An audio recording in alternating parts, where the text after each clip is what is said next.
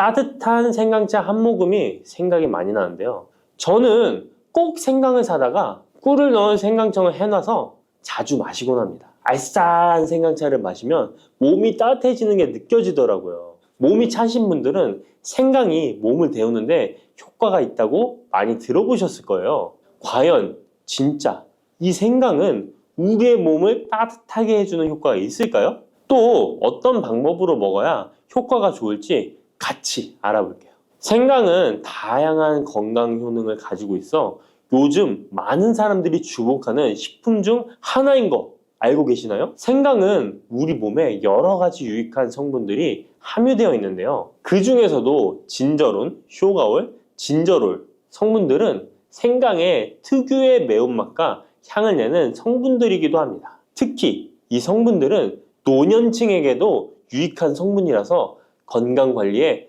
큰 도움이 될 수 있는데요. 주목할 만한 생강의 대표적인 성분 3가지 바로 소개해 드릴게요. 생강의 첫 번째 성분은 진저론입니다. 진저론은 생강에서 가장 대표적인 활성 성분으로 생강의 매운맛과 특유의 향을 담당하고 있는데요. 진저론은 항산화 효능이 뛰어나며 세포 손상을 막아주고 노화를 예방하는 데 도움이 됩니다. 또한 진저론은 소염 작용을 가지고 있어 염증을 줄이고 통증 완화에도 효과가 있는데요. 류머티즘 관절염, 근육통, 기타 염증성 질환에 이 성분이 도움을 줄 수 있고 면역력을 증강시키는데 중요한 역할을 해서 특히 면역력이 약해질 수 있는 노년분들에게 매우 유익한 성분입니다. 생강의 두 번째 대표 성분은 쇼가올입니다. 쇼가올은 생강을 건조하거나 가열했을 때 생기는 물질인데요. 이 성분은 항암 효과가 있다고 알려져 있어 암 예방에 효과가 있습니다.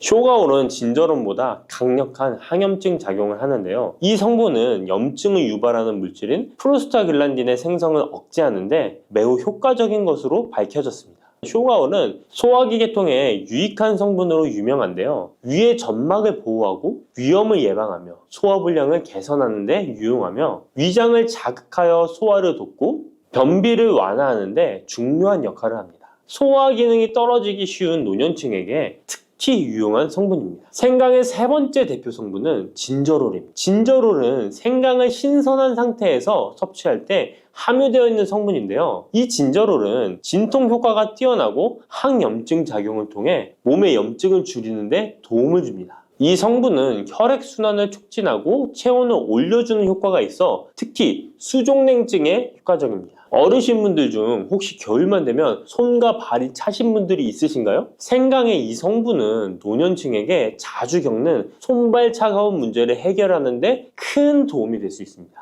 또한 항균과 항바이러스 성질을 가지고 있어 감염 예방에 도움을 받을 수 있으므로 호흡기 질환을 예방하고 증상을 완화하는 데 효과적인 성분입니다. 혹시 중국의 성인 공자를 아시나요? 누구든지 한 번쯤은 들어보셨을 텐데요. 공자는 살아생전에 먹는 음식도 매우 철저하게 관리했다는데요. 공자가 매 식사마다 생강을 빼놓지 않고 먹었다는 것 알고 계셨나요? 공자는 생강이 얼마나 몸에 좋은지 그 옛날부터 알고 있었던 것이죠. 공자는 73세에 생을 마감했는데 그 옛날 평균 수명을 생각하면 어마어마하게 장수를 했던 것이죠.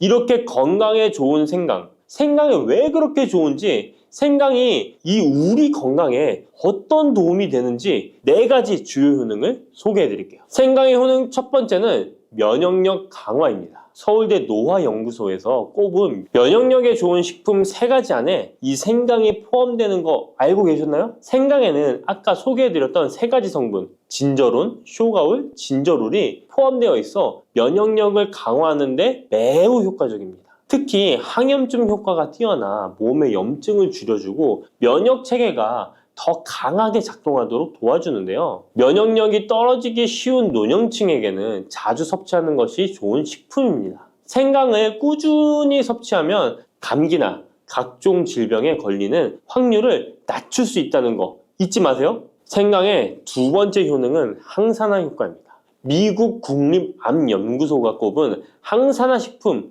1등급인 생강은 진저론과 쇼가올 같은 성분이 포함되어 있는데요. 이 성분들은 강력한 항산화 효과를 가지고 있으며 이 항산화 물질은 우리 몸에서 자유라디칼이라는 유해 물질을 제거해 주어 노화, 염증, 심혈관 질환과 각종 질병을 예방하는데 중요한 역할을 합니다. 특히 생강은 세포의 산화 스트레스를 줄이고 피로 회복과 노화 방지에 효과적이어서 건강한 노년을 위해 꼭 필요한 식품이라고 할 수 있죠. 생강의 세 번째 효능은 바로 수족냉증 완화입니다. 수족냉증은 특히 노년층에게 흔하게 나타나는 증상 중 하나인데요. 손발이 차가워지고 특히 겨울철에 더 불편함을 겪는 분들이 많으시죠. 생강은 혈액순환을 촉진시켜주는 효과가 있어 수족냉증을 완화하는 데 탁월합니다. 생강의 진저롤 성분이 체온을 높여주고 혈관을 확장시켜서 손발이 따뜻해지는 데 도움을 줍니다. 또한 한의학에서는 생강이 몸의 찬 기운을 밖으로 내보내주고 또 몸 안에 열을 발산해주는 효능이 있다고 유명한데요. 우리 옛 조상부터 이 생강이 몸을 따뜻하게 해주는 효과가 있다는 것을 알고 있었던 것이죠. 생강의 네 번째 효능은 소화불량 개선입니다. 예전처럼 많이 먹지도 않았는데 속이 더부룩하신 분들 많이 계시죠. 소화불량은 나이가 들면서 자주 겪게 되는 문제인데요. 생강은 소화불량을 개선하는데 매우 효과적입니다.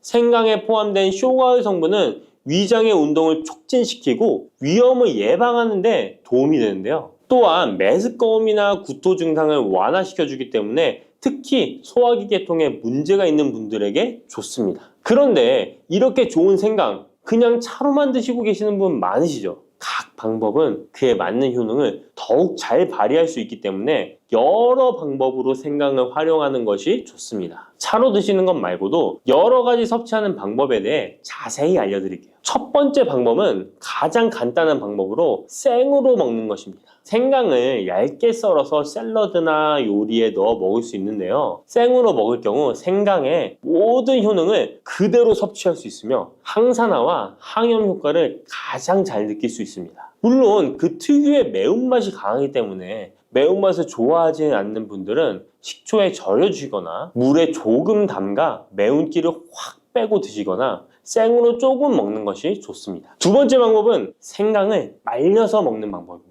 생강을 건조해서 차나 국물에 넣어 먹을 수 있는데요. 볕이 잘 들고 통풍이 잘 되는 곳에 말리셔도 되고 아니면 음식 건조기에 넣고 말리셔도 됩니다. 말린 생강은 소화 기능을 더욱 돋고 소염작용을 강화하는 데 효과적입니다. 또한 말린 생강은 장시간 보관이 가능하고 생강의 매운맛이 부드럽게 중화되어 편하게 섭취 가능한데요. 체온을 높여주는 효과가 있어 겨울철에 특히 유용합니다. 차로 끓여 마시면 몸을 따뜻하게 해주고 피로 회복에도 도움이 됩니다. 세 번째 방법은 생강을 가루로 내서 먹는 방법입니다. 생강가루는 다양한 요리에 활용할 수 있고 특히 음료나 디저트에 넣어 먹기에 좋은데요. 혹시 진저맨 쿠키라고 들어보셨나요? 크리스마스에 자주 보이는 쿠키인데요. 외국에서는 진저맨 쿠키라고 쿠키 반죽에 생강가루를 넣어 겨울철 생강을 먹기 싫어하는 아이들에게 주는데요. 이렇게 가루 형태로 만들게 되면 생강의 매운맛을 부드럽게 즐길 수 있고 물에 타서 마시거나 다양한 요리에도 넣어 드실 수 있고 또한 소화 기능을 돕고 약간의 진통 효과까지 누릴 수 있습니다. 그냥 생강만 드시게 되면 너무 맵다고 하시는 분들 있으신가요? 혹시 생강의 향이 너무 강해서 조금 옅게 드시고 싶은 분도 있으실 텐데요. 그런 분들은 주목해 주세요. 생강과 잘 어울리는 식품 몇 가지 소개해 드릴게요. 생강과 잘 어울리는 식품 첫 번째는 레몬입니다. 레몬과 생강은 궁합이 아주 좋은데요. 레몬은 비타민C가 풍부해서 면역력 강화에 도움을 주고 생강은 항산화 작용을 하는데요. 두 가지를 함께 섭취하면 서로 효과가 극대화돼서 특히 감기 예방에 탁월합니다. 또한 레몬은 소화 촉진에 도움을 주며 생강도 소화불량 개선에 뛰어난 효능이 있는데요. 이 둘을 함께 드시면 소화 기능이 개선되고 면역력 강화와 항산화 효과까지 배가 된다는 것 잊지 마세요. 생강과 레몬은 레몬 생강차나 레몬과 생강을 함께 넣은 샐러드로 드시는 것을 추천드립니다. 생강과 궁합이 좋은 식품 두 번째는 강황입니다. 강황은 생강과 함께 먹으면 항염증, 항암, 면역력 증진 효과가 매우 강력해지는데요. 강황의 주성분인 커큐민은 항염증과 항산화 작용이 뛰어나 생강의 진저론, 쇼가올, 진저롤과 함께 염증을 줄이고 세포 보호 효과를 극대화할 수 있습니다. 또한 강황은 면역력을 강화하는 데도 중요한 역할을 하는데요. 생강과 강황은 두 가지 모두 소염작용이 뛰어나기 때문에 관절염이나 염증성 질환을 앓고 있는 사람들에게 매우 뛰어난 작용을 합니다. 강황 생강차는 특히 겨울철에 체온을 올려주는 효과가 있어 겨울철 몸이 차신 분들, 수족냉증이 있으신 분들에게 추천드립니다. 생강과 같이 먹으면 좋은 식품 세 번째는 꿀입니다. 겨울철 꿀에 생강을 담가 차로 드시는 분들 많으시죠? 꿀은 생강과 함께 섭취하면 그 효능이 배가 되는데요. 꿀은 항균과 진정 효과가 있어 생강의 자극적인 맛을 부드럽게 해줄 뿐만 아니라 또한 꿀은 피로 회복해 주고 생강과 함께 먹으면 소화불량 개선에도 도움이 됩니다. 꿀 생강차는 속을 따뜻하게 해주고 위와 목을 따뜻하게 해주어 감기 증상이나 기침 완화에도 좋은 음료입니다. 이렇게 건강에 좋은 생강, 몸에 좋다고 많이 드셔도 될까요? 모든 식품은 과, 유, 불, 급인데요. 생강도 마찬가지로 적절히 섭취해야 효과가 있습니다. 또한 잘못 먹으면 몸에 해가 되는 부작용이 있을 수 있기 때문에 몇 가지 유의사항을 알아두는 것이 중요한데요. 바로 알려드릴게요. 생강을 저장할 때 대충 비닐에 보관하셨다가 곰팡이 피신 분도 있으시죠? 생강은 곰팡이가 생기지 않도록 주의해야 하는데요. 생강은 수분 함량이 많아 습기에 민감하고 곰팡이가 쉽게 생길 수 있습니다. 이때 곰팡이가 생긴 생강은 섭취하지 않도록 하세요. 생강에 핀 곰팡이는 미코톡신이라는 독소를 생성하는데요. 일부 미코톡신은 인체에 매우 유독해 간과 신장, 면역체계에 심각한 손상을 줄 수 있습니다. 생강의 일부분만 곰팡이가 생겨도 이 독이 생강 전체에 퍼질 수 있어 곰팡이 핀 생강은 아깝더라도 전체 다 버리셔야 한다는 거 잊지 마세요. 곰팡이가 피지 않도록 생강을 보관할 때는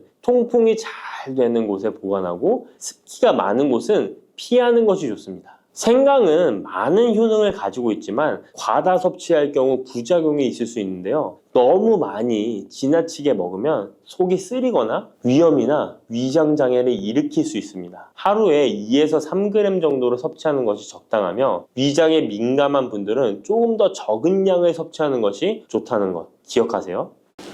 달콤하면서도 신맛이 나고 약간은 쓴맛과 짠맛까지 느껴지는 아주 신비로운 열매 무엇인지 아시나요? 아시는 분들은 많으시죠? 바로 오미자입니다. 오미자는 5가지 맛이 난다고 해서 붙여진 이름이죠. 이 오미자가 우리 건강에 얼마나 큰 도움을 주는지 아시는 분 있으신가요? 여름에 오미자차를 많이 즐기지만 사실 그 효능은 생소한데요. 이 오미자가 우리 몸에 큰 도움을 준다는데 이 열매가 어떤 효능이 있고 또 어떤 음식과 잘 어울리는지 하나하나 알아보도록 할게요. 오미자는 우리나라뿐만 아니라 중국과 일본에서도 오랫동안 약재로 사용되어 온 열매인데요.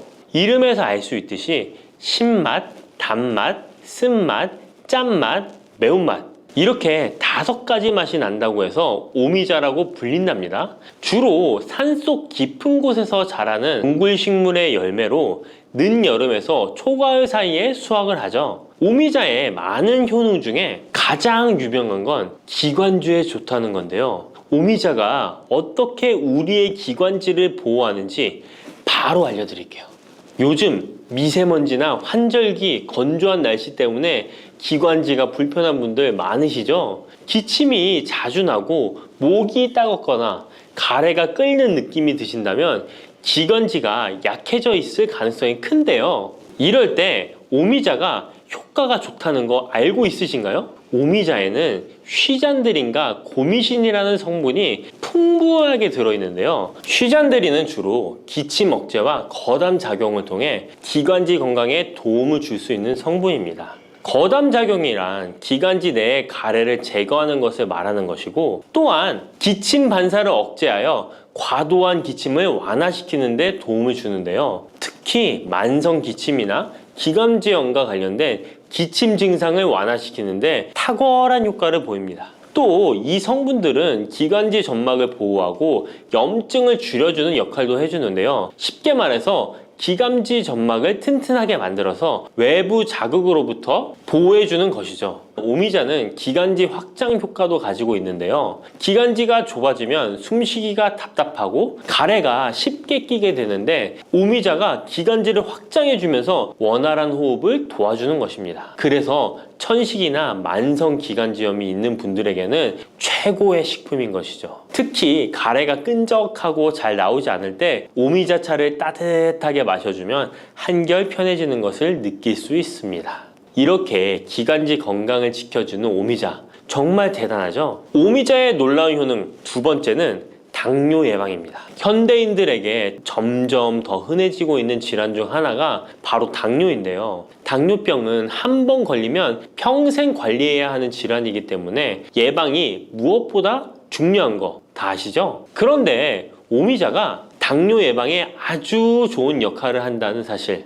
알고 계셨나요? 오미자는 혈당을 조절하는데 도움을 주는 식품인데요. 이는 아까 알려드렸던 오미자에 포함된 시잔드린이라는 성분과 항산화 성분 덕분입니다. 이 성분은 인슐린 저항성을 낮춰주고 혈당을 안정적으로 유지하는 데 도움을 주는데요. 쉽게 말해 혈당이 갑자기 확 오르는 것을 막아준다는 것이죠. 또한 오미자는 췌장의 기능을 강화하는 데도 효과적인데요. 오미자에는 항산화 물질인 폴리페놀이 풍부하게 함유되어 있다는 거 아셨나요? 항산화 물질은 췌장을 포함한 신체 조직을 산화 스트레스로부터 보호하고 췌장의 건강을 유지하는 도움을 주는데요. 췌장은 우리 몸에서 인슐린을 생성하는 중요한 기관인데 오미자가 췌장의 기능을 활성화시켜서 인슐린 분비를 촉진하는데 도움을 주기 때문에 혈당 조절이 어려운 분들에게는 오미자가 특히 도움이 될 수 있겠죠. 뿐만 아니라 오미자에는 체내에서 혈당이 과도하게 상승하는 것을 방지하는 역할도 하는데요. 식사 후 혈당이 급격하게 오르는 것을 막아주고 당이 천천히 흡수되도록 도와줍니다. 그래서 평소 혈당이 높거나 당뇨가 걱정되시는 분들은 오미자를 꾸준히 섭취해 보시면 많은 도움이 될 수 있습니다. 오미자의 놀라운 건강 효과 세 번째는 콩팥 건강에 도움을 주는 겁니다. 오미자가 신장 건강에 좋다니 참 놀랐죠? 콩팥, 즉 신장은 우리 몸에 노폐물을 걸러내고 체내 수분을 조절하는 중요한 역할을 하는데요. 그런데 나이가 들면서 신장 기능이 약해지는 경우가 많고 특히 당뇨나 고혈압을 앓고 계신 분들은 신장 건강을 더욱 신경 써야 하는 거 다 아시죠? 이때 도움을 줄 수 있는 것이 바로 오미자인데요. 오미자는 신장의 기능을 보호하고 강화하는데 도움을 주는 약재로 오래전부터 사용되어 왔습니다. 한방에서도 신장 기능이 약해져서 몸이 자주 붓거나 소변을 자주 보게 되는 증상에 오미자를 처방하곤 하는데요. 오미자는 신장의 혈액순환을 원활하게 하고 신장이 제 기능을 할 수 있도록 도와줍니다. 오미자에는 고미신이라는 성분이 들어있는데요. 오미자의 고미신 A, B, N 성분은 항염 효과가 뛰어나 신장의 염증 반응을 줄이는 데 도움이 됩니다. 신장의 염증을 억제하면 단백뇨와 같은 증상이 완화될 수 있으며 또한 오미자는 이뇨작용을 촉진하여 신장이 원활하게 노폐물을 배출하도록 도와주니 신장 건강을 지키는 데 도움이 되는 것이죠. 오미자는 체내 수분 밸런스를 조절하는 데도 좋은데요. 몸이 자주 붓는다면 오미자를 꾸준히 섭취하는 것이 도움이 될 수 있습니다. 신장의 기능이 약해지면 몸속 노폐물이 원활하게 배출되지 못하고 수분이 정체되면서 부종이 생길 수 있는데요. 오미자는 이 같은 부종을 완화하는데 효과적이니 신장 건강을 위해 오미자 꼭 드셔야겠죠? 오미자의 효능 네 번째는 면역력 강화입니다. 면역력은 우리 몸을 각종 질병으로부터 보호하는 중요한 요소인데요. 나이가 들수록 면역력이 떨어지면서 감기나 기타 질병에 쉽게 걸릴 수 있기 때문에 면역력을 강화하는 것이 중요하다는 것 다들 알고 계시죠? 면역력 강화에 오미자가 좋은 작용을 해주는데요. 오미자에는 폴리페놀, 안토시아닌 등 강력한 항산화 성분을 함유하고 있습니다. 이런 항산화 성분들은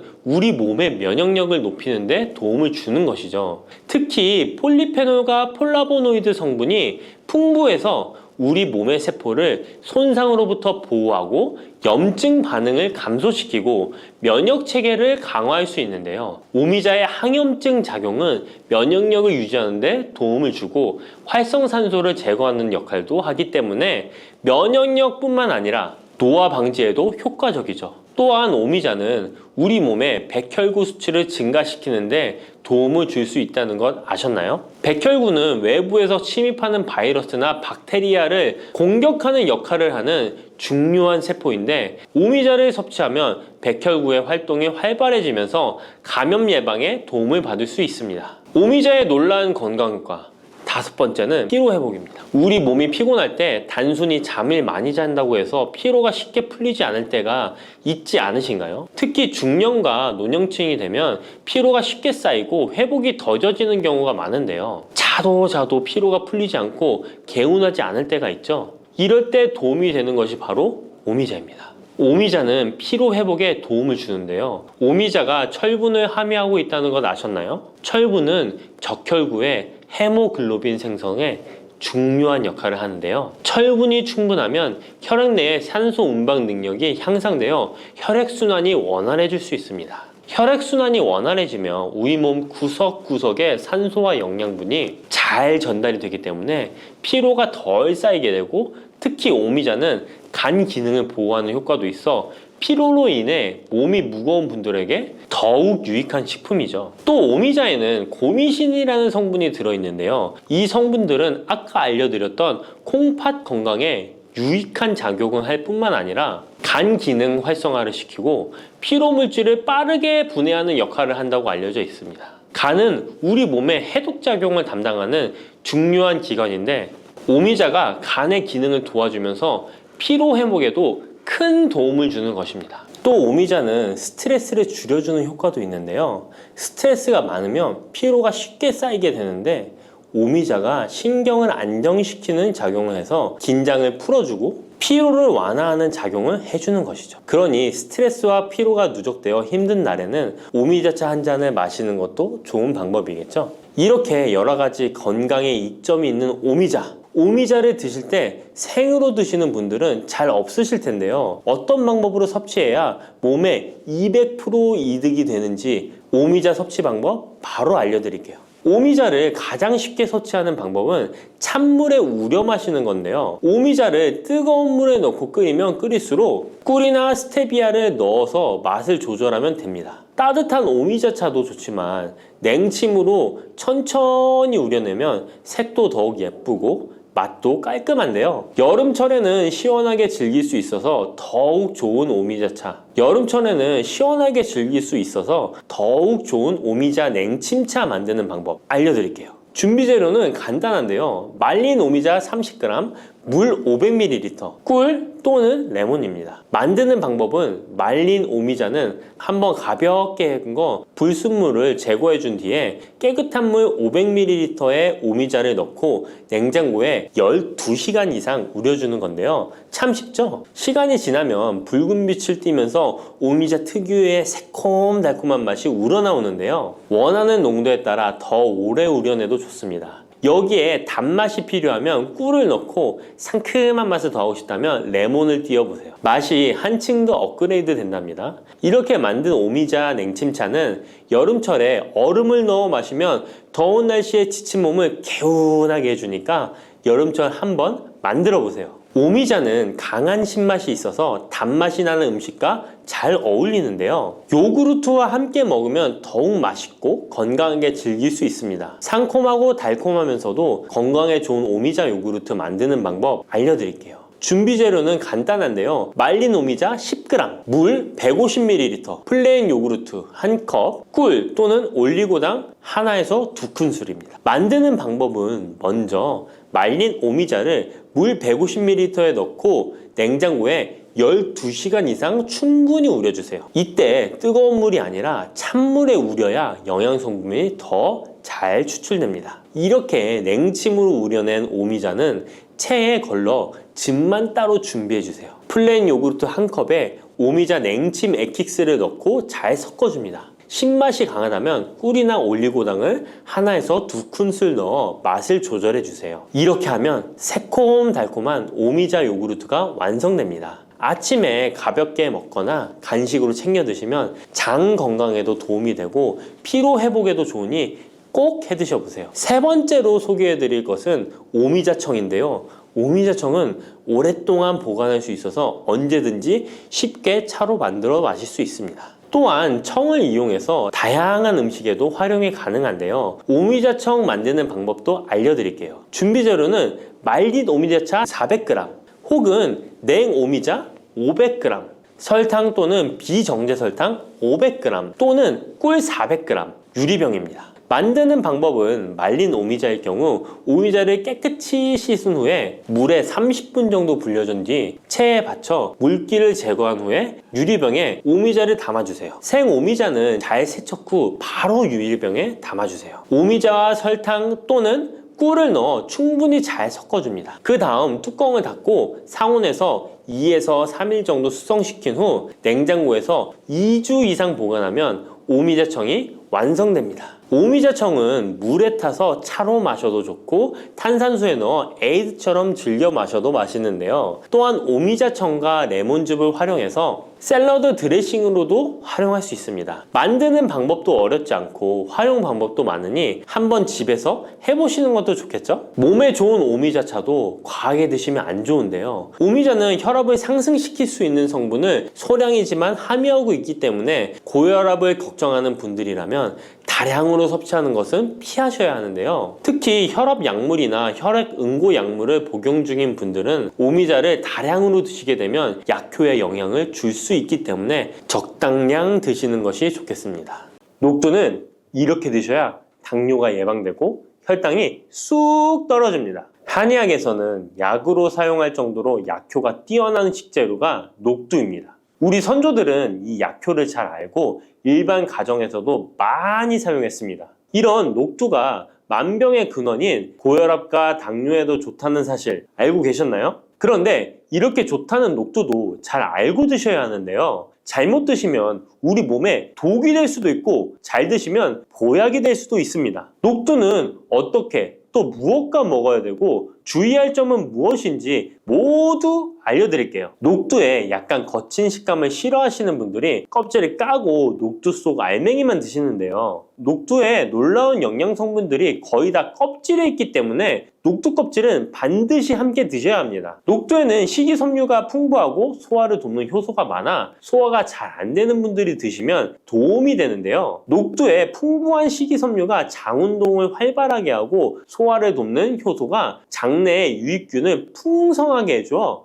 장 건강을 개선해 줄 수 있습니다. 우리 선조들은 기억력이 많이 약해진 환자에게 녹두죽을 먹여 몸을 회복시켜 주었는데요. 그만큼 몸이 약해진 환자들의 몸에도 흡수가 잘 될 만큼 녹두가 우리 몸에 좋다는 것이죠. 놀랍게도 녹두에는 마그네슘, 칼슘과 같은 미네랄 성분들도 풍부한데요. 이 풍부한 칼슘은 골다공증을 예방하고 뼈를 튼튼하게 하는 효과가 있습니다. 칼슘이 뼈를 이루는 주성분인 것은 잘 알고 계시죠? 마그네슘은 이런 필수 미네랄인 칼슘의 흡수를 도와주기 때문에 녹두가 뼈 건강에도 놀라운 효능을 발휘할 수 있는 것입니다. 그런데 녹두는 성질이 차기 때문에 몸이 찬 분들은 주의해서 드시는 게 좋은데요. 이 때문에 녹두의 껍질을 벗기고 드시는 분들이 있습니다. 하지만 마늘과 함께 드신다면 몸이 찬 분들도 조금 더 편안하게 녹두를 드실 수 있습니다. 마늘의 따뜻한 성질이 녹두의 찬 성질을 중화시켜주기 때문이죠. 이뿐만 아니라 마늘이 대표적인 항암식품인 사실은 알고 계시잖아요. 마늘에는 S알리시스테인과 알리신이라는 성분이 풍부해서 암세포를 억제하고 사면시켜주는 효능이 있습니다. 또한 강력한 항산화 성분인 폴리페놀이 많이 들어있어서 나쁜 콜레스테롤의 성장을 막아 혈관을 깨끗하게 만들어주기 때문에 심혈관 질환에 매우 탁월하답니다. 이뿐만 아니라 체내 지방의 대사를 촉진하여 지방 분해를 통해 체지방을 제거하고 비만을 예방하는 효능까지 있는 놀라운 식품이죠. 그래서 마늘을 녹두와 함께 드시면 시너지 효과가 있기 때문에 우리 몸에 보약이 될 수 있습니다. 마늘과 녹두를 함께 먹을 수 있는 가장 간단한 방법은 마늘 녹두밥을 지어 먹으면 되는데요. 녹두를 물에 충분히 불려서 밥을 하시면 녹두 껍질의 거친 식감을 완화시켜 편하게 드실 수 있습니다. 그리고 우리가 녹두하면 생각나는 대표적인 음식이 녹두 빈대떡이 있는데요. 맛있는 녹두 빈대떡에 돼지고기를 갈아서 함께 부쳐 먹기도 하죠. 이 방법은 영양학적으로도 탁월한 조합이 됩니다. 녹두에 부족한 필수 아미노산인 트립토판 같은 성분이 돼지고기에 풍부하게 들어있기 때문인데요. 트립토판이나 메티오닌 같은 필수 아미노산은 우리 몸에서 합성되지 않아 반드시 음식을 통해 섭취해야 합니다. 돼지고기가 이런 아미노산의 훌륭한 공급원이 될 수 있기 때문에 나이가 들면서 기력이 약해진 분들이 녹두와 돼지고기를 함께 드시게 되면 기력 회복에 좋은 효과를 보실 수 있습니다. 또한 돼지고기에는 단백질이 풍부하여 근육을 튼튼하게 하는데 도움을 주고 풍부한 비타민 B1은 피로 회복과 신경 안정에도 매우 효과적입니다. 철분도 풍부해 나이가 들며 부족해지는 철분 보충에도 효과를 볼 수 있고 필수 지방산인 리놀렌산이 많아 동맥경화와 고혈압 같은 성인병의 예방, 아연, 셀레늄, 비타민 B6 등의 영양소가 면역력을 강화하는 데에도 도움을 줍니다. 녹두는 또한 혈당을 낮춰주고 인슐린 감수성을 높여주는 효능이 있어서 당뇨 관리에도 너무 좋은 식품인데요. 풍부한 식이섬유는 소장에서 당의 흡수를 지연시켜주고 다양한 미네랄과 비타민이 당뇨로 인한 합병증을 예방하는 데에도 좋은 효능이 있습니다. 이때 팥과 함께 드시면 이런 효과들이 매우 높아집니다. 팥은 강력한 항산화 성분인 안토시아닌이 풍부해서 혈관의 활성산소를 제거해주고 혈관세포의 손상을 예방해줘서 혈관을 깨끗하고 건강하게 해줄 수 있습니다. 2014년에 발표된 한 연구에서 팥을 섭취하는 것이 2형 당뇨병 환자의 혈당 수치와 인슐린 저항성을 개선하는 데 도움이 되는 것으로 보고됐습니다. 이 연구에서는 4주 동안 매일 팥을 섭취한 결과 당뇨 환자들의 공복 혈당 수치가 평균 19.5% 감소하였고 인슐린 저항성이 감소하는 결과를 볼 수 있었습니다. 또한 팥은 쌀의 10배 이상, 바나나의 4배 이상의 많은 칼륨을 함유하고 있는데요. 칼륨은 몸 안에 나트륨을 배출하고 당뇨 환자의 신장 기능을 강화시켜주며 혈압 상승을 억제해주는 효능이 있습니다. 팥은 한의원에서 다이어트를 위한 처방을 할 때도 사용되는데 팥의 풍부한 칼륨은 이뇨작용을 통해 부종을 줄여줄 수 있기 때문에 지방이 몸에 축적이 잘 되어 살이 찌는 사람에게 효과적입니다. 특히 쉽게 붓고 살이 찌는 분들에게 더욱 효과가 좋은데요. 한 실험에서 실험쥐에 팥 추출물을 먹였더니 체지방 함량이 30% 이상 줄었고 몸무게도 37%나 감소한 결과를 발표하기도 했습니다. 자, 이렇게 녹두와 함께 복용하면 좋은 식품들을 알아보았는데요. 그렇다면 녹두를 복용할 때 주의할 점은 어떤 것이 있는지도 한번 살펴보겠습니다. 첫 번째는 녹두의 차가운 성질인데요. 녹두의 차가운 성질은 우리 몸의 열을 낮춰주고 스트레스를 해소하는 효과가 있습니다. 또한 염증 완화를 시키고 통증을 줄이는 데도 도움이 되는데요. 그래서 녹두로 속을 채운 베개를 쓰면 두통이 완화되기도 합니다. 다만 이런 찬 효능 때문에 녹두를 드실 때 주의하셔야 하는데요. 평소 몸이 찬 분들이 녹두를 많이 드시게 되면 오히려 몸에 해가 될 수 있습니다. 위나 장이 차가워지면 소화력이 떨어지고 복통이나 변비, 설사가 나타날 수 있습니다.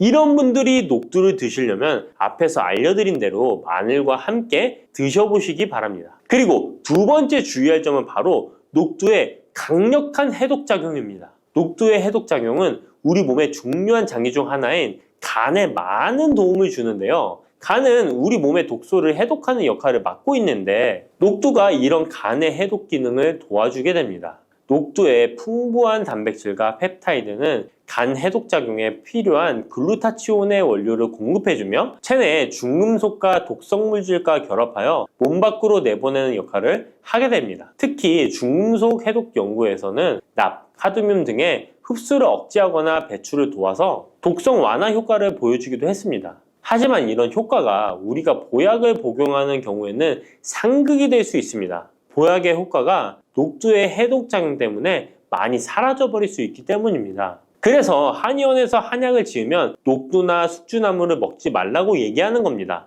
이런 녹두의 해독작용은 녹두의 껍질에 있는 성분 때문에 나타나게 되는데요. 따라서 껍질을 제거하고 만든 요리나 녹두 전분으로 만든 청포묵, 녹두 당면을 드시면 녹두의 해독작용은 누릴 수가 없습니다. 물론 녹두 껍질을 제거해도 알맹이에 영양 성분들이 풍부한데요. 해독작용이 필요한 경우에는 껍질을 제거하지 않고 복용하시는 게 좋습니다. 세 번째로 복용 시에 주의할 점은 녹두의 풍부한 칼륨입니다. 앞에서 얘기했던 것처럼 칼륨은 나트륨을 배출해주며 당뇨와 고혈압에 도움이 되지만 신장이 약하신 분들에게는 간혹 독이 될 수 있습니다. 신장이 약하신 분들이 녹두를 필요 이상 많이 드시게 되면 칼륨 배출이 제대로 안 되면서 몸에 칼륨이 쌓여서 고칼륨 혈증이 발생할 수 있습니다. 그렇게 되면 근육 약화나 부정맥, 심장 질환 등의 증상이 발생할 수 있으니까 신장이 약하신 분들은 과도하게 많이 드시지 않는 게 좋습니다.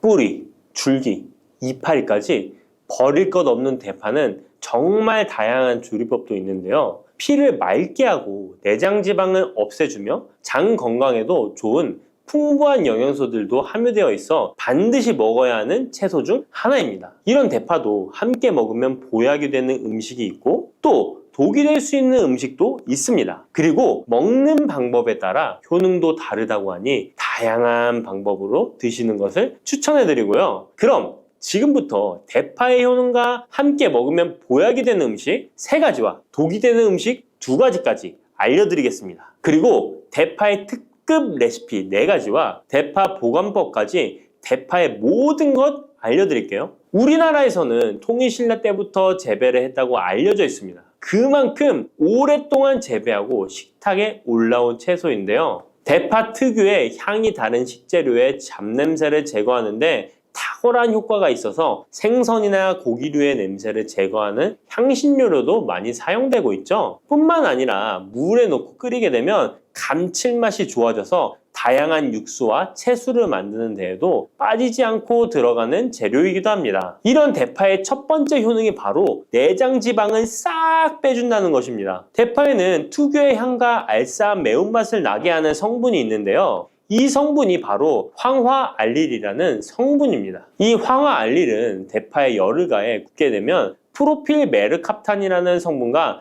아조엔이라는 성분으로 변하게 되는데요. 대파를 구울 때 매운맛을 내는 성분은 휘발이 되어 없어지고 단맛이 나는 성분이 생성되는데 그 성분이 바로 프로밀 메르캅탄입니다. 이 프로밀 메르캅탄의 단맛 강도가 설탕 단맛의 강도보다 무려 50배나 강해서 대파의 단맛이 좋아지는 건데요. 정말 놀랍지 않나요? 근데 단맛 하면 당뇨가 있는 분들은 혈당이 많이 오를까봐 걱정되시잖아요. 이 성분은 설탕과는 달리 혈당을 오르게 하지 않아서 당뇨가 있는 분들도 전혀 부담 없이 드실 수 있는 단맛입니다. 또 열을 가하면 아조엔이라는 성분이 만들어진다고 했잖아요. 바로 이 성분이 우리 몸을 회복시키는 효능이 있는데요. 어떻게 우리 몸을 회복시킬까요? 그것은 바로 혈관을 깨끗하게 해주기 때문입니다. 아조엔의 별명이 바로 혈관 청소부인데요. 혈관에 나쁜 콜레스테롤을 제거하고 혈액이 뭉치는 혈전 생성을 방지해줍니다.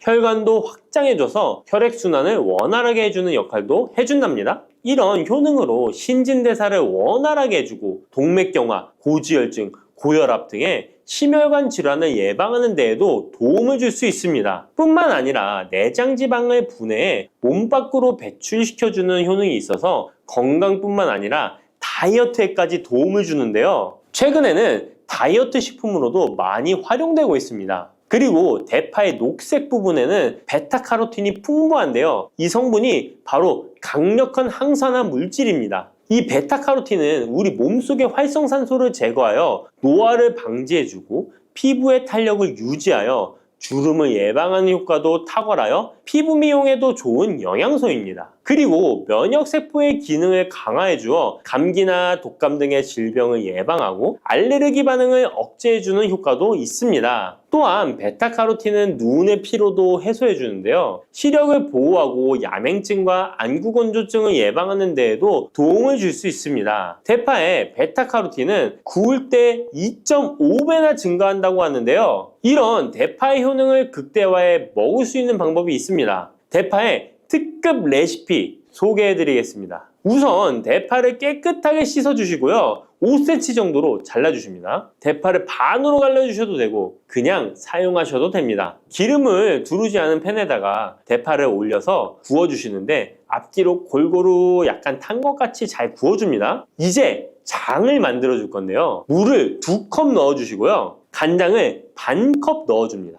그리고 고춧가루와 참기름을 1스푼씩 넣어줍니다. 이렇게 넣고 한번 끓여주시고 다 끓고 나면 식초를 반 스푼 넣어주시면 됩니다. 이렇게 만들어진 양념장을 구운 파를 넣은 그릇에 붓고 하루 정도 숙성시켜 드시면 됩니다. 물론 바로 드셔도 되지만 숙성시켜 드시면 더욱 맛있는 대파 요리를 드실 수 있습니다.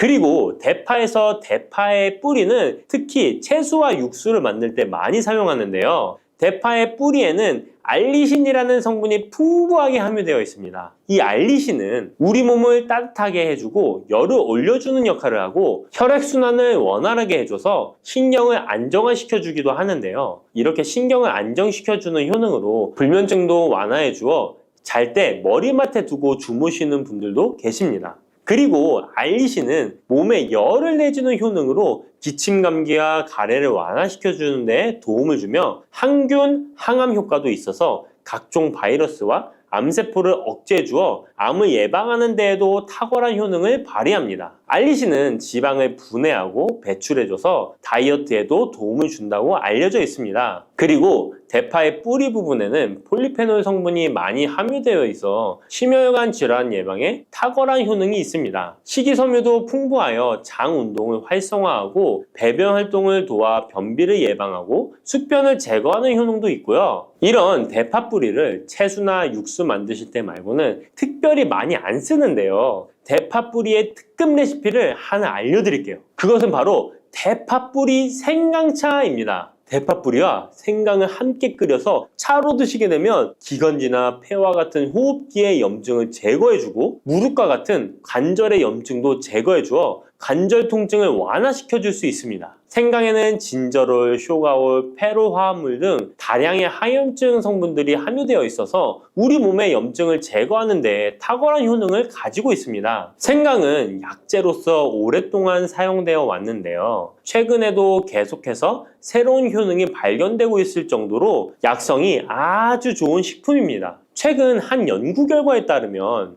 생강에는 소염 진통제로 많이 사용되는 이부프로펜과 비슷한 항염증 효과가 있고 류마티스 관절염을 완화시키는 데에도 효과가 있는 것으로 밝혀졌습니다. 그럼 지금부터 대파 뿌리 생강차 만드는 방법을 알려드리겠습니다. 먼저 생강을 물에 넣고 끓여주시고요. 처음에는 강불로 해주시고 끓기 시작하면 중불로 줄여서 20분 정도 더 끓여줍니다. 그 후에 대파 뿌리도 넣고 3분 정도 더 끓여주시면 됩니다. 이렇게 끓인 물에서 생강과 대파 뿌리는 건져주시고 따뜻할 때 드시거나 냉장고에 넣고 시원하게 드셔도 됩니다. 이렇게 대파 뿌리와 생강을 함께 끓여 차로 드시면 효과를 극대화할 수 있는데요. 다만 평소에 소화가 잘 안 되시고 위가 약하신 분들은 이렇게 끓인 대파 뿌리 생강차에 물을 섞어서 연하게 드시는 것을 추천해 드립니다. 이렇게 해서 하루에 1번, 2번 꾸준히 드신다면 감기 걱정도 없고 염증을 완화시켜 관절염으로 인한 통증도 줄일 수가 있을 거예요. 그리고 대파와 함께 드시면 보약이 되는 식품에는 무도 있습니다.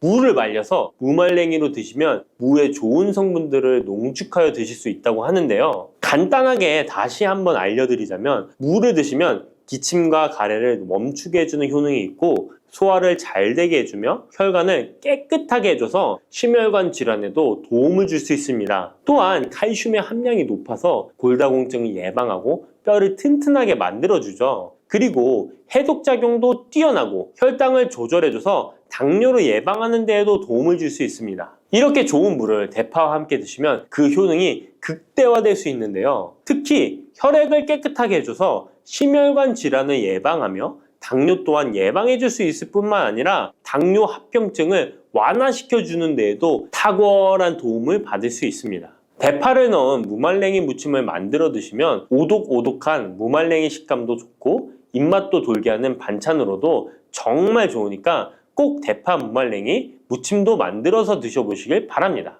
대파와 함께 드시면 보약이 되는 음식 세 번째는 바로 두부입니다. 이 대파와 두부가 만나면 우리 몸에 에너지를 공급하여 활력이 넘치도록 도와줍니다. 그 이유는 바로 대파의 알리신 성분과 두부의 비타민 B1이 만나면 알리티아민으로 전환이 되는데요. 이 알리티아민이 비타민의 체내 흡수율을 높여주고 신진대사를 촉진해서 우리 몸의 피로를 회복하고 에너지를 불어넣어주기 때문입니다. 그럼 여기서 대파 두부조림 맛있게 만들어 드시는 특급 레시피 알려드릴게요. 먼저 잘 씻은 대파를 어슷썰기로 썰어주시고요. 두부는 정사각형으로 깍둑 썰기를 해줍니다. 먼저 두부를 기름을 두른 팬에 구워주시고요. 노릇노릇해지면 썰어놓은 대파를 넣어줍니다. 간장을 2스푼 넣어주시고요. 고소한 참깨도 뿌려서 잘 익혀주시면 대파 두부조림 완성입니다. 정말 맛있겠죠? 이렇게 만든 대파 두부조림을 드시고 활력 넘치는 하루를 보내실 수 있을 거예요. 대파와 함께 드시면 보약이 되는 음식 네 번째 알려드릴게요. 그것은 바로 대파 팽이버섯 부침입니다. 이 팽이버섯은 버섯 중에서도 버섯 키토산의 성분이 가장 많이 함유되어 있을 뿐만 아니라 식이섬유가 정말 풍부하게 함유되어 있는데요. 버섯 키토산은 혈액 속의 지방을 분해하고 콜레스테롤을 제거해 고혈압, 동맥경화, 심장병 같은 심혈관 질환을 예방할 뿐만 아니라 체내 지방을 흡착하여 배출시켜주어 내장 지방을 줄여주는 데에도 탁월한 효능이 있습니다. 또한 체내의 중금속의 배출을 돕고 간 건강을 돕는 효능도 있다고 알려져 있고요. 그리고 풍부한 식이섬유가 배변 활동을 도와서 숙변을 제거하는 데에도 큰 도움을 줍니다. 하지만 이 팽이버섯의 세포벽은 단단하기 때문에 그냥 드시게 되면 좋은 성분을 흡수하기가 힘든데요. 열을 가하게 되면 세포벽이 깨지면서 영양 성분의 흡수율을 높일 수 있습니다. 이런 팽이버섯과 대파를 함께 드시게 되면 내장 지방을 제거하고 혈관을 깨끗하게 하는데 탁월한 음식이 되는데요. 먼저 팽이버섯의 밑둥은 잘라버리시고요.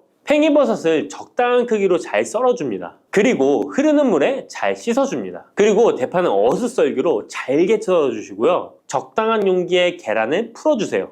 팽이버섯과 대파를 넣어서 잘 섞어주고 소금 한 꼬집을 넣어 간을 해줍니다. 이제 잘 달궈진 팬에 기름을 두르고 붙여주시면 됩니다. 정말 쉽죠? 그런데 이렇게 좋은 대파도 함께 드시면 안 되는 음식이 있습니다. 대파와 함께 드시면 안 되는 음식 첫 번째는 바로 꿀입니다. 대파와 꿀은 두 가지 다 몸에 열을 올려주는 효능이 있습니다. 한의학에서는 대파와 꿀을 함께 먹으면 위장에 탈이 나고 더부룩한 현상이 나타날 수 있다고 하는데요. 대파와 꿀을 함께 먹으면 위에서 소화액 분비를 억제하여 소화불량을 유발할 수 있기 때문인데요. 또한 꿀은 알레르기 반응을 일으킬 수 있는데 대파와 함께 먹으면 알레르기 반응이 더 악화될 수 있다는 것을 알아두시면 좋고요. 꼭 기억하셔서 대파와 꿀은 함께 드시지 않기를 추천합니다. 또 대파와 함께 드시면 안 되는 음식은 미역입니다. 미역과 대파 둘 다 알긴산이라는 성분이 있는데 이 알긴산은 미끌거리는 식감이 있습니다. 함께 드시게 되면 식감이 안 좋은 이유도 있지만 식감보다도 더 중요한 이유가 있습니다.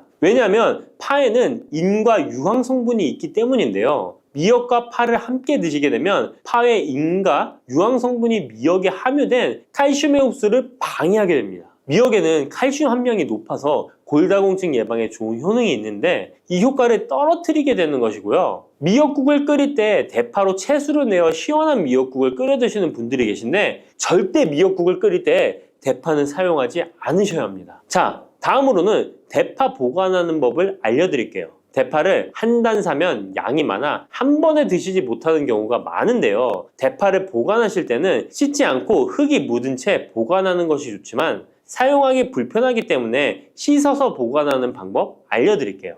우선 잘 씻은 대파를 줄기와 잎부분으로 나눠 잘라주시고요. 물기를 제거하고 키친타올을 넣은 지퍼백에 줄기와 잎부분을 나눠 담아 냉장고에 보관해 주시면 됩니다. 이렇게 하시면 2주에서 3주 정도는 보관 가능하시고요. 더 장기간 보관하시려면 냉동을 하시면 되는데 냉동 보관하시려면 대파를 사용하기 원하는 크기대로 잘라서 지퍼백에 넣어 냉동하시면 됩니다. 이렇게 하시면 냉동된 대파를 꺼내서 요리하실 때 바로 사용하실 수 있을 겁니다.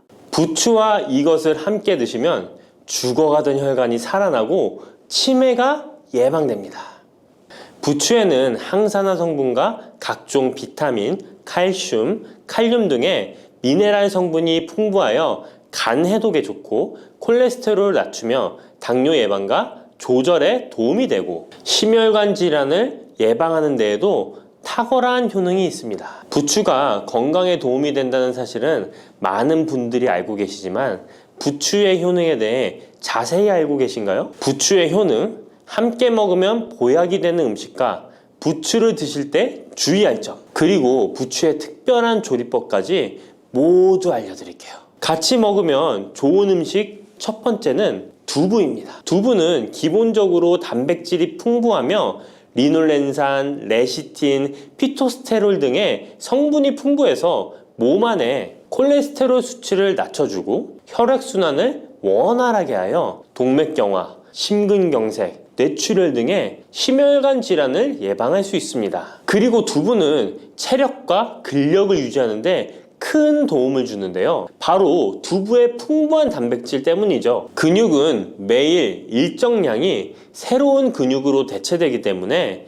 매일 단백질을 공급해줘야 하는데요. 우리 몸에 단백질을 공급해주기 위해 정말 유용한 음식이 두부인 것이죠. 또한 두부에는 콜린이 풍부한데 콜린은 알츠하이머성 치매를 예방하는데 탁월한 효능을 발휘합니다. 그리고 두부는 건강하게 장수하는 데 도움이 되는데요. 많은 과학자들의 연구 결과 건강하게 장수한 사람들의 특징이 식물성 단백질을 꾸준히 섭취했다는 사실을 발견했고 동물성 단백질을 식물성 단백질로 바꿔 섭취했을 때 사망의 위험성이 낮아진다는 연구 결과도 있습니다. 이런 두부와 부추가 만나게 되면 심혈관 질환을 예방하는데 시너지 효과가 나오게 됩니다. 부추에 풍부한 황화아릴 성분이 혈관 내의 노폐물을 제거해주고 나쁜 콜레스테롤도 녹여주는 효과가 있는데요.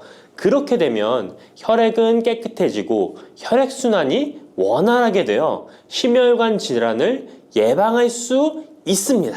그리고 부추에는 칼륨이 풍부한데요. 칼륨은 혈관 내에 나트륨을 배출해주는 작용을 합니다. 나트륨의 농도가 높아지면 고혈압이 발생하고 증세가 심해지면 치매까지 유발할 수 있는데요. 부추의 칼륨이 나트륨을 배출해주어 혈관의 문제를 미리미리 예방하여 고혈압뿐만 아니라 혈관성 치매까지 예방하는 효과를 누릴 수 있답니다. 문제는 부추를 먹어 이렇게 혈액순환이 좋아진다 해도 혈관 내에 호모시스테인이라는 성분은 부추를 드시는 것으로는 해결되지 않습니다. 호모시스테인은 체내에서 메티오닌이 대사되는 과정에서 생성되는 아미노산입니다. 이 호모시스테인이 혈관에 쌓이게 되면 혈관을 손상시키고 혈액 응고를 촉진하므로 심혈관 질환이 급증할 수 있습니다. 그런데 이때 두부를 함께 드시게 되면 혈관 내 호모시스테인을 제거하는데 놀라운 효과를 볼 수 있는데요. 바로 두부의 풍부한 엽산이 호모시스테인을 몸 밖으로 배출해 주는데 탁월하기 때문이죠. 이 엽산이 호모시스테인을 다시 메티오닌으로 전환시켜 독성을 완화시킬 수 있습니다. 앞에 말씀드렸다시피 두부에 단백질이 풍부하다는 사실은 알고 계실 거예요. 그런데 단백질의 양이 고기보다 훨씬 많다는 사실은 모르셨죠? 나이가 들수록 고기가 소화가 잘 안 되어 잘 안 드시게 되는 분들이 많이 있습니다. 그리고 우리나라 성인들의 단백질 섭취량이 많이 부족하다는 통계 자료도 있습니다. 두부를 드시게 되면 부족한 단백질을 충분히 보충해 주어 근육을 튼튼하게 하는 데 도움이 되고 이는 관절염과 통증을 예방하는 데에도 도움이 되는 것이죠. 그리고 두부에는 이소플라본이란 성분이 많이 들어있는데요. 이소플라본은 칼슘의 흡수를 도와주고 뼈에서 칼슘이 빠져나가는 증상까지 막아주는 효능이 있습니다. 이런 효능으로 노년기 골다공증을 예방하는 데 큰 역할을 해줄 수 있죠. 다만 이런 두부는 찬 성질을 가지고 있어 몸이 찬 분들이 드시면 소화가 잘 안 될 수 있는데요. 부추와 함께 드시면 이런 문제를 해결할 수 있습니다. 부추는 따뜻한 성질을 가지고 있기 때문에 두부의 찬성질을 중화시켜 줄 수 있습니다. 그럼 두부와 부추를 함께 드시는 방법 알려드릴게요. 먼저 두부를 면포에 담아 물기를 빼주며 으깨주세요. 으깬 두부와 잘게 썬 부추에 계란을 넣어 반죽을 해줍니다. 그리고 달궈진 팬에 기름을 넣어 주시는데요. 이때 기름은 오메가3가 풍부한 올리브유나 들기름을 사용해 주세요. 반죽을 넣고 잘 붙여주면 두부 부추전이 완성됩니다. 두 번째, 부추와 함께 먹으면 보약이 되는 음식은 사과입니다. 부추를 사과와 함께 드시게 되면 사과의 풍부한 항산화 물질들이 혈관을 보호하고 유기산이 우리 몸의 신진대사를 촉진해 주어 몸속에 생성되는 발암 물질들을 몸 밖으로 빠르게 배출시켜 줍니다.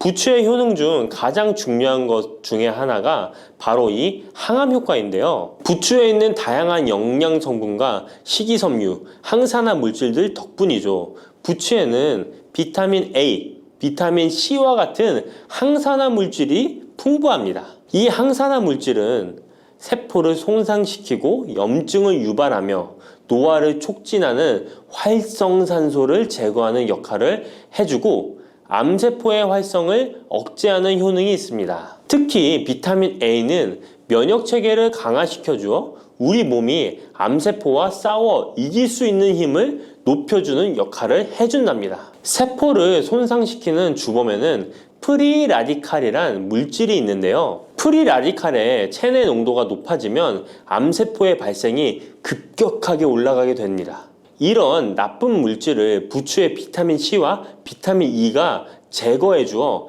암을 예방하는 효과가 있다는 것이죠. 그리고 부추와 사과에는 수용성 식이섬유가 많이 들어있는데요. 이 식이섬유는 소화 기능을 건강하게 유지할 뿐만 아니라 특히 대장암 같은 소화계통의 암을 예방하는 데 큰 도움을 줍니다.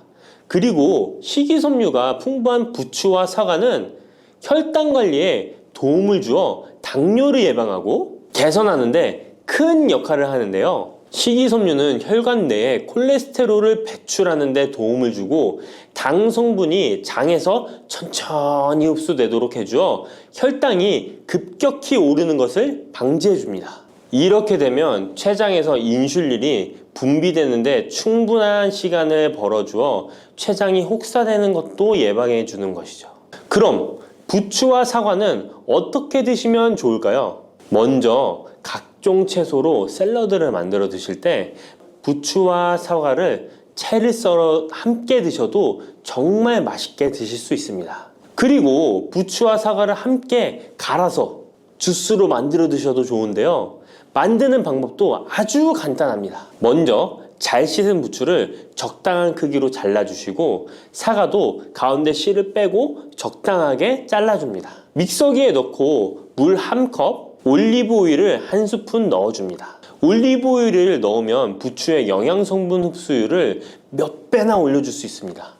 이렇게 넣고 갈아주기만 하면 부추 사과 주스 완성입니다. 세 번째, 부추와 함께 먹으면 보약이 되는 음식은 돼지고기입니다.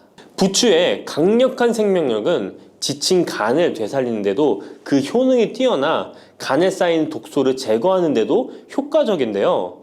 부추에 함유된 베타카로틴과 클로로필 같은 간세포를 보호하고 간의 재생을 촉진해주는 역할을 해줍니다. 그리고 부추에 함유된 사포닌 성분은 지방간을 예방하고 간의 부담을 덜어주는데 많은 도움을 줄 수 있습니다. 또한 황화알릴이라는 성분이 풍부한데 이 성분은 간의 면역력을 강화해주고 간의 여러 질환을 예방해주는 효능이 있습니다. 여러분 혹시 글루타치온이라는 영양제 들어보셨나요? 부추에는 체내에서 이 글루타치온을 합성할 때 필요한 황화합물이 풍부하여 간의 해독작용을 높여줄 수 있습니다. 이때 돼지고기를 부추와 함께 드시면 우리 몸에 보약이 되는데요. 부추의 알레신 성분이 돼지고기의 비타민 B1의 흡수율을 높여줍니다. 또한 부추의 따뜻한 성질이 돼지고기의 찬 성질을 보완해 주어 소화가 잘 되도록 도와주고 위장 건강에 도움을 줄 수 있습니다. 그리고 영양학적으로도 서로 보완이 되어 균형 잡힌 식사가 될 뿐만 아니라 혈액순환 개선, 면역력 강화, 피로 해소, 에너지 증진, 항암 효과 등을 더 효과적으로 얻을 수 있습니다. 그렇다면 부추와 돼지고기는 어떻게 드시면 될까요? 돼지고기 수육을 부추와 함께 쌈을 싸서 드셔도 좋지만 반찬으로 만들어 먹을 수 있는 방법을 제가 알려드릴게요. 바로 돼지고기 부추볶음인데요. 먼저 부추를 적당한 크기로 잘라 준비해 주시고 돼지고기는 길쭉하고 얇게 썰어줍니다. 잘 달궈진 팬에 올리브유를 둘러주시고 부추와 돼지고기를 한 번에 넣고 볶아줍니다.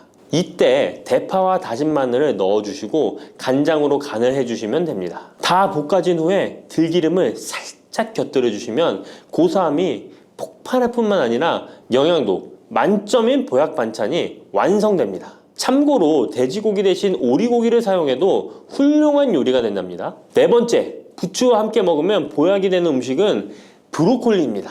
브로콜리는 세계 10대 슈퍼푸드 중 하나로 선정될 만큼 건강에 좋은 채소입니다. 브로콜리에는 항산화 물질인 비타민 E, 베타카로틴, 비타민 C 등이 풍부하게 함유되어 있어 혈관 속의 활성산소를 제거하여 세포의 노화를 방지하는 효과가 있습니다. 그리고 설포라판이라는 항암 성분도 풍부하여 암세포의 성장을 억제하고 암 예방에 효과적인 놀라운 식물이죠. 또한 비타민 A가 풍부하여 눈 건강에도 아주 좋은 효능을 발휘합니다. 이 비타민 A는 부추에도 풍부하여 함께 드실 때 시너지 효과를 누릴 수 있게 되는데요. 비타민 A는 로놉신의 합성을 도와 야맹증을 예방해주고 눈의 점막을 만들어내는 효능이 있어 안구 건조증을 예방하고 눈시림 증상을 완화시켜줄 수 있습니다. 또한 비타민 C는 활성산소를 제거하여 안구세포를 보호해주고 눈의 혈관을 건강하게 유지시켜 주어 망막이 손상되는 것을 막아줍니다. 이런 효능으로 눈이 충혈되는 것과 통증을 완화시켜 줄 수 있습니다. 눈 질환 중에 황반변성은 노인의 실명 원인 1위로 매우 위험한 질병인데요.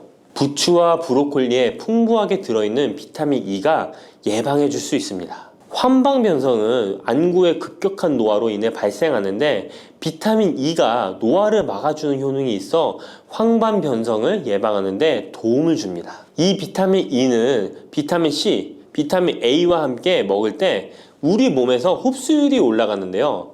그렇기 때문에 부추와 브로콜리를 함께 먹으면 눈을 건강하게 하는데 높은 시너지 효과를 가질 수 있습니다. 그렇다면 부추와 브로콜리는 어떻게 드실 수 있을까요? 지금 바로 함께 먹는 특급 조리 방법을 알려드릴게요. 잘 씻은 부추를 적당 크기로 잘라 준비하고 브로콜리는 송이를 나누어 끓는 물에 부추와 함께 살짝 데쳐줍니다. 데친 부추와 브로콜리는 찬물에 헹군 후에 물기를 제거합니다. 간장, 식초, 설탕, 다진 마늘, 참기름을 섞어 양념장을 만들어 부추와 브로콜리를 골고루 묻혀줍니다. 마지막으로 통깨를 뿌려주면 맛있는 부추 브로콜리 무침이 완성됩니다. 이렇게 몸에 좋은 부추도 주의해야 할 사항이 있습니다. 돼지고기와 함께 먹을 때는 좋지만 소고기와는 함께 먹지 않는 것이 좋습니다. 소고기는 부추와 비슷하게 따뜻한 성질을 가지고 있습니다. 부추와 함께 드시게 되면 뜨거운 성질이 강화되어 위와 장 등의 소화기관에 강한 자극을 주게 되어 소화불량을 일으키고 복통이나 설사를 유발할 수 있습니다. 너무 많이 드시게 되면 그 열로 인해 두통과 불면증까지 오는 경우도 있습니다. 그리고 신장 기능이 약하신 분들도 부추를 드실 때 주의하시는 게 좋은데요. 그 이유는 부추의 풍부한 칼륨 때문입니다. 칼륨이 몸속에 나트륨을 배출해주는 효능이 있지만 신장이 약하신 분들이 부추를 과하게 드시게 되면 많은 양의 칼륨이 몸에 들어오게 되고 약한 신장이 칼륨을 몸 밖으로 잘 배출해주지 못하게 됩니다. 그렇게 되면 고칼륨 혈증이 나타나 근육이 약화될 수 있고 심장 박동이 불규칙해질 수 있으며 심하면 호흡곤란을 초래하기도 합니다. 따라서 신장 질환이 있으신 분들은 몸 상태를 보면서 소량씩 드시는 게 좋겠습니다.